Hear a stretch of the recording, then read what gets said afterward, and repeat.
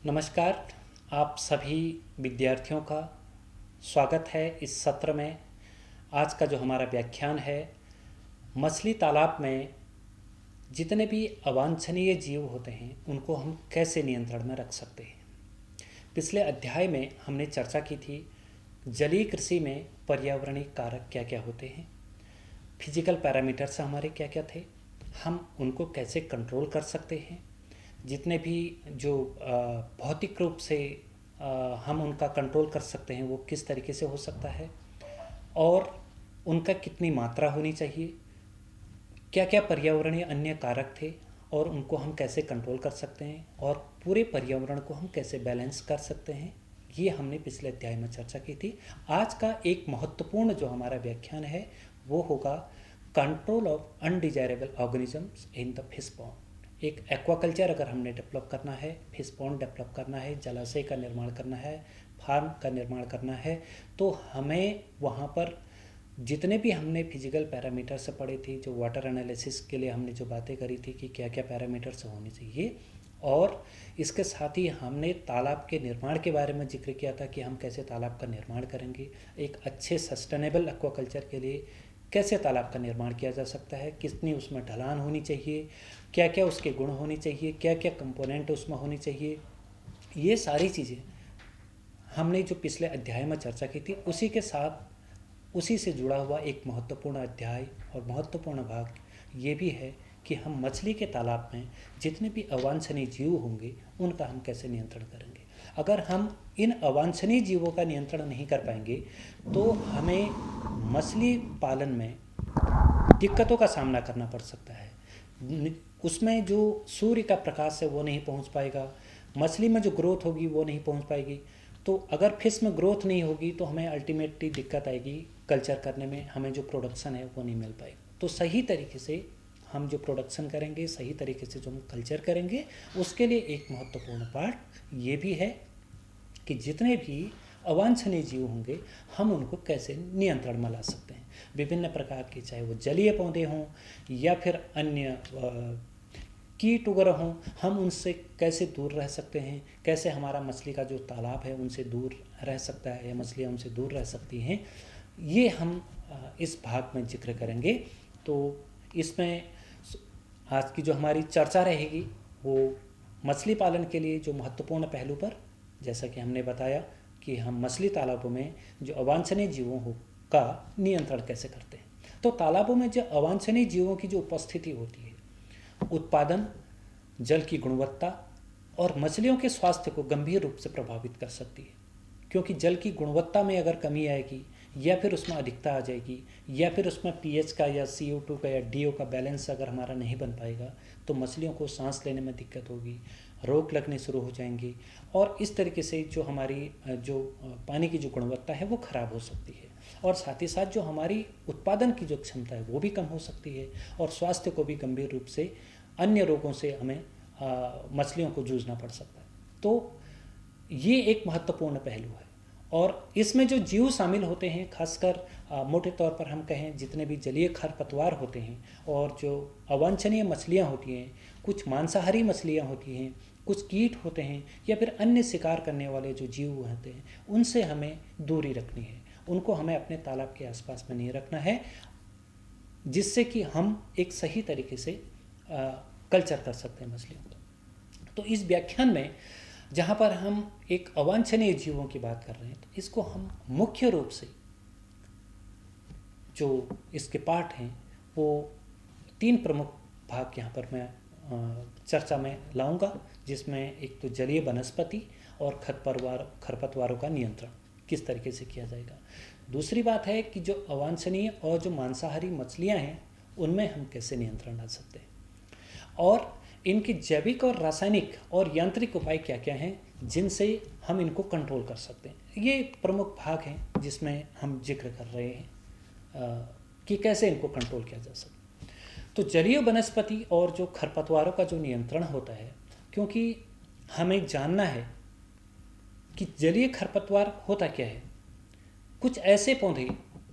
जो जल में अत्यधिक मात्रा में उगते हैं और मछलियों के लिए ऑक्सीजन और अन्य जो पोषक तत्व हैं और उनके स्थान पर जो है वो एक कंपटीशन में आ जाते हैं, प्रतिस्पर्धा करते हैं। ये विभिन्न प्रकार के हैं। 4 श्रेणियों में हमने इनको बांट रखा है। कुछ तैरने वाले खरपतवार होते हैं जैसे जलकुंभी वगैरह के, और कुछ डूबे हुए खरपतवार होते हैं जिसमें हाइड्रिला प्रमुख होता है। कुछ ऊपरी सतह पर तैरने वाले खरपतवार होते हैं जैसे वेलेस्नेरिया, और कुछ किनारे पर होते हैं खरपतवार जैसे टाइफा वगैरह होते हैं। तो ये अलग अलग श्रेणी में हम देखते हैं, उदाहरण के रूप में भी हम देख रहे हैं। तो इनसे क्या होता है, ये जब बहुत ज़्यादा मात्रा में तालाब में उगते हैं तो ये मछलियों के लिए ऑक्सीजन की कमी का कारण बन जाते हैं, पोषक तत्वों की कमी का कारण बन जाते हैं, और इन चीज़ों के स्थान पर जो है ये अपने आप में एक कंपटीशन हो जाता है कि पोषक जो सही मात्रा में मिलना चाहिए था वो नहीं मिल पाता है। तो ये जलीय वनस्पतियाँ, इनके जो खरपतवार हैं, इनका हम कैसे नियंत्रण करेंगे। जैसे उदाहरण के लिए हमने यहाँ पर जो तालाब है उसमें जो खरपतवार और जो शैवाल है उस पर कैसे नियंत्रण करते हैं, ये चित्र में सामने दिख रहा है कि तालाब के ऊपर जो है किस तरीके से जो है ये जलीय खरपतवार जो हैं वो जो वानस्पतिक रूप से कैसे उगे हुए हैं। इससे क्या होगा कि ऑक्सीजन की डिफिशियंसी हो जाएगी, सनलाइट की जो मात्रा है जो एक तालाब तक उसको पहुंचना चाहिए था बॉटम स्टेज तक, तो वो उसमें नहीं पहुंच पाती है। फोटोसिंथेसिस उस तरीके से, और बाकी चीज़ें जो अन्य जो पोषक चीज़ें हैं वो मछलियों तक नहीं पहुंच पाती हैं। तो इनको भी हमें थोड़ा सा कंट्रोल करना होता है। साथ ही साथ जो है अगर सस्टेनेबल तरीके से हम डेवलप कर रहे हैं एक्वाकल्चर को, तो हमें खरपतवारों पर का जो नियंत्रण है वो भी बहुत आवश्यक होती है। इनका जो प्रभाव होता है, जैसे प्रकाश की कमी होती है, जैसे कि मैंने अभी जिक्र किया था कि सनलाइट और जो फोटोसिंथेसिस है वो घटता है,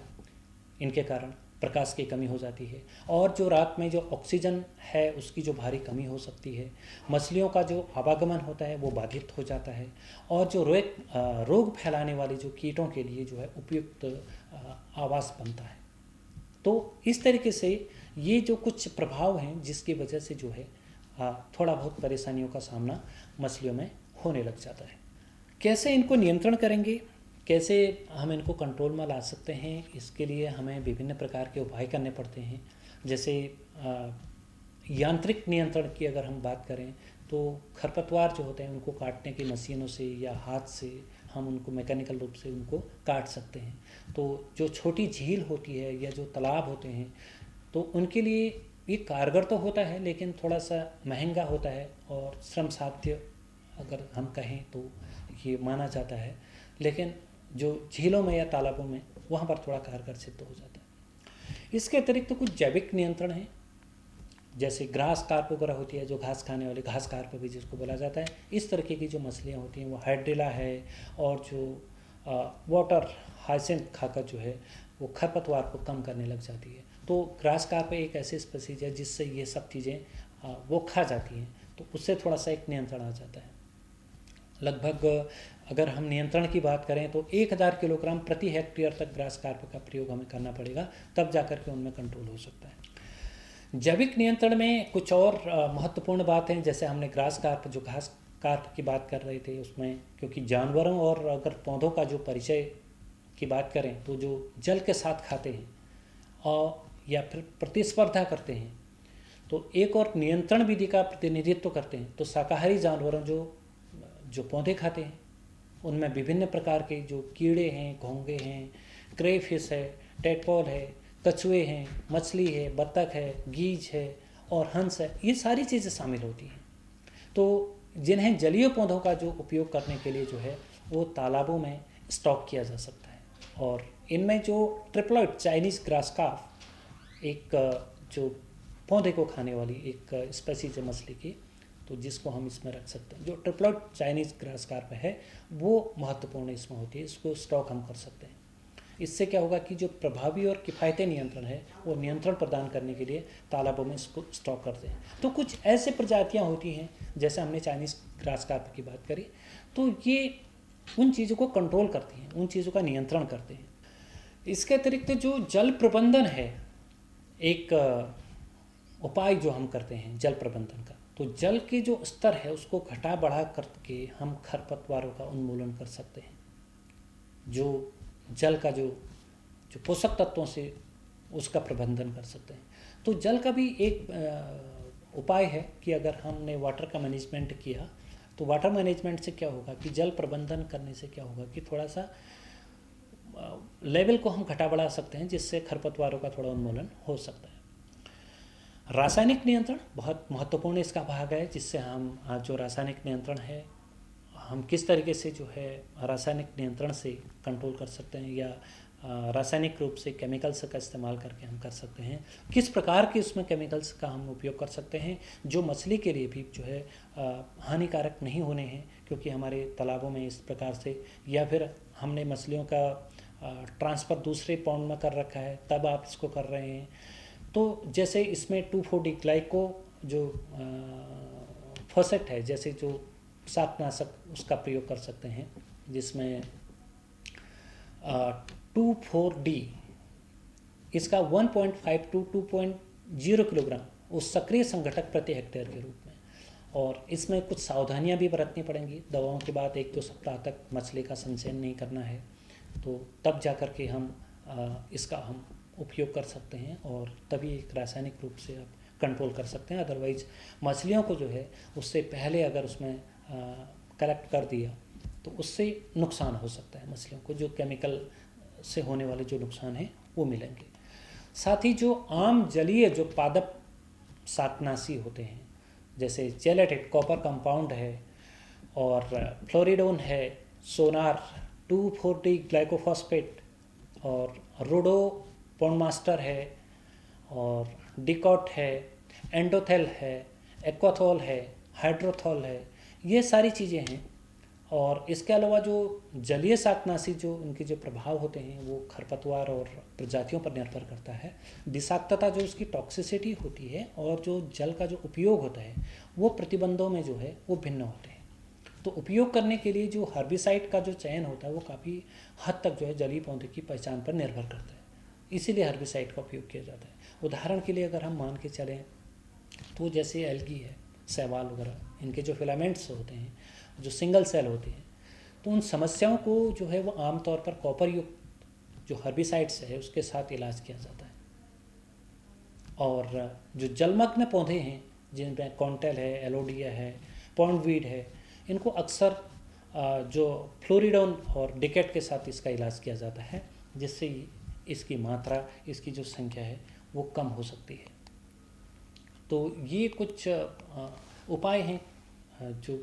रासायनिक रूप से जो हम कंट्रोल कर सकते हैं मछली के तालाबों में, और किस तरीके से हम इनको कंट्रोल कर सकते हैं। कुछ इसमें आम जलीय पादप शाकनाशी हैं, कुछ केमिकल कंट्रोल हो सकते हैं, कुछ बायोलॉजिकल जो जैविक कंट्रोल हो सकते हैं, जिनके साथ जो है हम थोड़ा सा इनको कम कर सकते हैं खरपतवारों को, जो हमें जो है थोड़ा कम नुकसान देती है मछलियों को। नहीं तो ऐसी स्थिति आ जाती है कि जहाँ पर पानी में न तो सनलाइट पहुँच पा रही है, न ही फोटोसिंथेसिस की प्रॉपर प्रोसेस हो पा रही है, तो कहीं ना कहीं ऑक्सीजन जैसे रात में उसकी कमी हो जाना, क्योंकि तालाब जो है ना ऊपर से वो ढक जाता है पूरा, तो ये खरपतवार ऐसा करते हैं कि ऊपर से एक लेयर बना देते हैं, जिससे नीचे जो हमारी जो मछलियाँ हैं उनमें ऑक्सीजन लेने में थोड़ा सा परेशानियाँ हो जाती हैं। तो हमें तालाब बनाने के साथ साथ में और तालाब में मछली का कल्चर करने के साथ साथ में हमें इन बातों का भी ध्यान रखना होता है कि इसमें खरपतवारों को भी कम करना है। कुछ ऐसे इंसेक्ट होते हैं जैसे चूहा है इत्यादि, सांप है, कीड़े मकोड़े हैं, ये भी आसपास में बिल या घोंसले या जिस तरीके से भी रहते हैं, इनको भी हमें दूर रखना होता है। कुछ इंसेक्टिसाइड वगैरह का छिड़काव आसपास में करके इनको वहाँ से भगाया जा सकता है, दूर किया जा सकता है। अदरवाइज ये वहाँ पर जो है जो हमारी स्पेसीज उसमें जो मछलियाँ उसमें हैं उनको नुकसान पहुँचा देती हैं।